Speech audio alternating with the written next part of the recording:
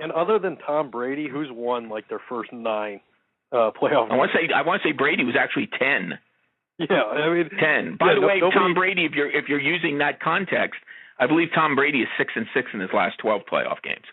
Well, Tom Brady, it's like Tom Brady really screwed it up for everybody else coming in because he won like 10 in a row, and everybody's like, well, if you don't win your first 10 playoff games, you're a dog crap quarterback. That's well, that's and see, there's the problem you run into is because as people build it around it as it's just the quarterback. Go back and look at Tom Brady's first 3 playoff games in 2001, and I think I've probably said this on this show before. I know I've said it on every other show we've done because it's something that you can't ignore.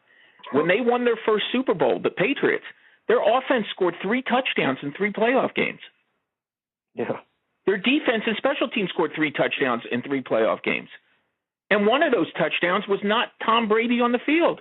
It was Drew Bledsoe. Brady got hurt in the AFC title game. By the way, he gets the credit for the win, but it was Drew Bledsoe that threw the touchdown pass before halftime. Mm-hmm. Okay? So we get so caught up in it's, I know it's quarterback driven, but it's not quarterback obsessed. Look at Tom Brady's numbers since 2007. Okay? If you look at Tom Brady's numbers since 2007 and you compare them to what he did before that, that's mind-boggling. In fact, I might as well give them to you since I'm going to call them up. Okay? I want you to listen to this. Since 2007, he's played 76 games. He has thrown 177 touchdown passes and 40 picks. Okay? Now, of course, he didn't play in 08, so that's why the games don't add up. Okay? But that's 170. That's plus 137. Okay? Right. From the beginning of his career until 2006, he threw 30 fewer touchdown passes and 38 more interceptions. So and they won 3 Super Bowls over that span. Are you saying he's on performance-enhancing drugs then? I hope somebody is tagging you as saying that. Bobby, you are wrong. Bobby, you are wrong for that. You know that, right? My point is that all these guys who put up these mind-boggling passing numbers, what has it amounted to? What's it amounted to?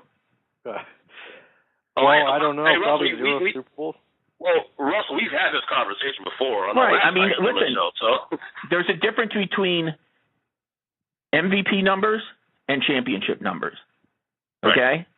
And, if championships are won by defense, running game, efficient play by the quarterback, is it any mistake that last year in the playoffs that the Giants played 4 playoff games and committed a total of 1 turnover? Hey, listen. 1. I already on the record saying that I 125% agree with everything you said. Even the last time on the show, you had the same conversation. I agree with you. 100%. Yeah, and see, and that's, to me, that's why people go, in my mind, that's why I would be skeptical of the Falcons. They made a change in philosophy late last year. They carried it through to this year. And, quarterback dependent is not the way you want to go. You want to be balanced. Right. It's funny, but I will say this. When your defense plays, the one thing about the Falcons' defense is they are very physical. They fly around the field. They haven't been great against the run, but they do fly around the field. And it's funny. Think about this. In the last 2 games played in the Georgia Dome, we saw one quarterback throw 5 picks, and 2 weeks later, another quarterback throw 5 picks. And Ryan won the game, and Drew Brees didn't. Interesting stat, isn't it? Interesting stat. Well, yeah, it makes for, if I would close the building and go play somewhere else if I was a quarterback.